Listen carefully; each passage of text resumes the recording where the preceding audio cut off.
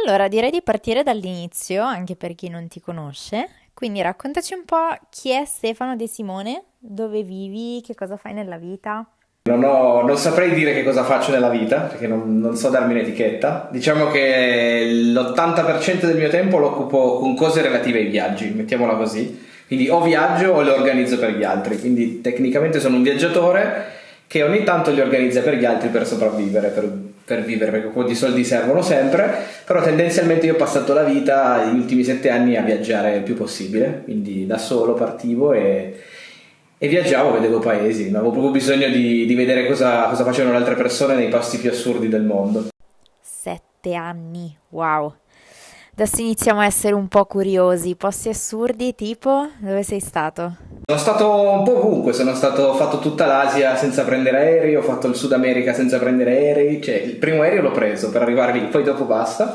E poi sono stato in Africa dove mi sono completamente innamorato, gli ultimi 2 anni li ho passati praticamente lì a vivere e ora io mi sento un africano a tutti gli effetti, perché comunque secondo me è il posto più bello del mondo.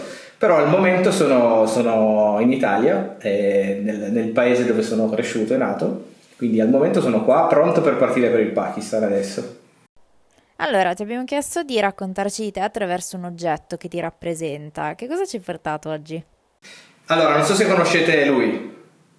Allora, questo qua è un film famosissimo, Castaway, malissimo che non l'avete visto, partite male. È un film con Tom Hanks in cui praticamente lui è su un'isola deserta per una serie di vicissitudini, si trova lì e c'è questo pallone che diventa il suo migliore amico perché lui è da solo, ok, su quest'isola. E infatti è fatta col sangue della sua mano questa faccina e lui lo chiama Wilson. Ho scelto questo oggetto perché rappresenta tre cose. Fondamentalmente un pallone, quindi io sono uno molto sportivo, mi piace tanto giocare a calcio, anche se questo è un po' una pallavolo, però almeno è una palla. E poi fondamentalmente c'entra il cinema perché è la mia passione più grande che ho, e poi il viaggio perché comunque parla di quest'uomo che è disperso su un'isola deserta, che è da solo, e mi rappresenta molto quel film e mi piace. Quindi questo oggetto incredibilmente rappresenta tre cose importanti per me, quindi il cinema, lo sport e i viaggi. C'è stato un incontro che pensi ti abbia cambiato la vita? Il primo viaggio, diciamo, vero che ho fatto da solo, che è stato in Marocco, dove ci arrivo molto piccolo, diciamo 7 anni fa, quindi non è che ero così piccolo, però avevo poca esperienza e poche idee anche del mondo, quindi ci parto un po' da razzista, con un po' di stereotipi sui marocchini, su queste cose qua. Mi è successa una cosa molto particolare che mi ha completamente cambiato la vita e mi ha fatto proprio prendere diciamo in pieno questa strada e cambiare completamente chi ero, perché mi sono trovato senza soldi per una serie di vicissitudini che te la faccio breve, e una persona mi ha ospitato a casa sua per 4 giorni, salvandomi completamente la vita perché io non avevo un euro, quindi sarei morto, o comunque ero lì a chiedere soldi e a fare l'elemosina. Quindi questa persona mi ha ospitato a casa sua e lì ho capito che ero un cretino, perché comunque mi facevo delle idee strane su chissà che cosa, quando in realtà nessuno magari l'avrebbe fatto per me in Italia, e in un paese in cui avevo degli stereotipi su non so perché, poi li abbiamo fondamentalmente.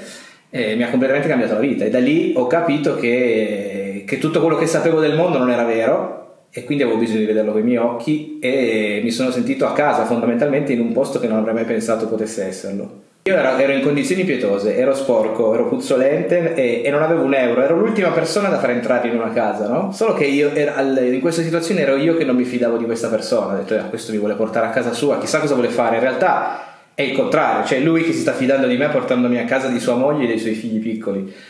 Quindi il discorso è stato proprio questo, che nonostante tutto ero sempre io quello che pensavo che ci fosse qualcosa di strano, del marcio, no? E quindi lì ho iniziato a capire che mi devo svegliare, che non è così, che non so perché mi hanno sempre insegnato di stare attento e di non fidarti di nessuno, quando in realtà non è così, perché le persone si sono fidate di me e mi hanno aiutato e mi hanno salvato fondamentalmente. Quindi da lì in poi chiunque io ho visto nella stessa situazione, per forza di cose mi ci sono avvicinato.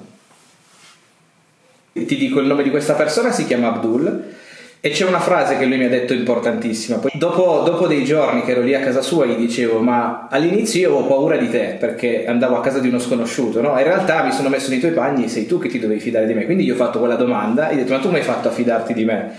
E lui mi ha detto queste parole, per questo che dico che è stata la persona più importante che abbia mai incontrato. Mi fa, se tu hai un cuore buono, Dio mette sulla tua strada solo persone con un cuore buono.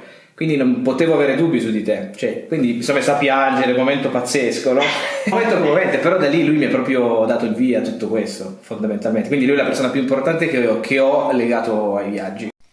Questa cosa che hai raccontato è molto bella e secondo me rende bene l'idea di cosa può succedere una volta che esci dalla tua zona di comfort. E, senti, e invece, visto, so che hai viaggiato tanto, quindi sarà difficile scegliere, ma c'è un posto che per te è diventato speciale o ti ha lasciato il segno?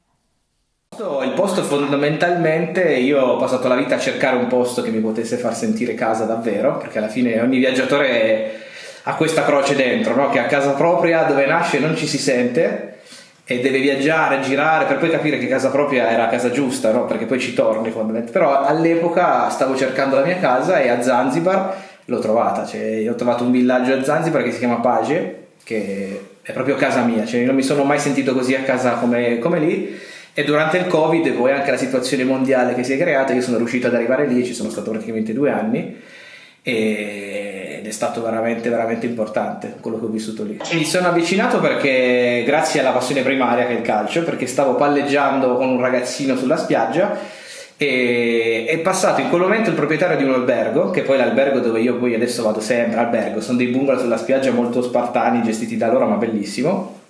E lui mi fa: sei bravo a giocare, perché non vieni ad allenarti con noi? Lui aveva una squadra di calcio, sono entrato poi nella loro squadra di calcio e quindi ho dormito gratis in questo ostello con i bungalow per tutto il tempo che sono stato lì, perché giocavo con loro, quindi il mio stipendio era dormire gratis con loro e quindi ci sono entrato proprio dentro la loro cultura perché giocavo in quella squadra, quindi ancora di più mi hanno accettato come uno di loro, perché se no non è così semplice, sai, c'è questa questione del colore che ancora oggi un po' dà fastidio, no? Ho una domanda bonus, me la gioco così. Quale consiglio daresti a un altro viaggiatore sulla base di tutto quello che hai vissuto sulla tua pelle?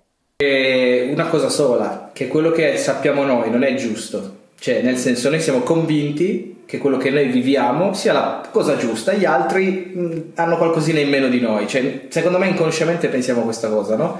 Che noi siamo più civilizzati da un punto di vista, perché dall'altro punto secondo me meno, però abbiamo questa idea che noi facciamo le cose nel modo giusto. In realtà io vedo una società molto molto infelice che probabilmente ha il super internet, però ha tante altre cose importantissime come la sanità, tante cose che abbiamo raggiunto, però ci manca la parte fondamentale che è chi siamo noi con gli altri. E quindi ti dico, quando vai in una cultura diversa dalla tua e vedi che le persone sono probabilmente forse più felici di te, ti devi fare una domanda e quindi dire perché è così semplicemente. E quindi di toglierti tu quello che tu pensi sia giusto, perché non c'è un giusto e sbagliato in questa cosa qua. E quindi l'unico consiglio che ti posso dare è cancella quello che sai di noi, di cos'è un uomo secondo te o una donna, perché un sacco di altre parti del mondo fanno completamente l'opposto e non è giusto né sbagliato. Quindi devi solo cercare di provare a farlo anche tu e vedere, di provare a capirlo. A volte non lo capirai, ma non è importante.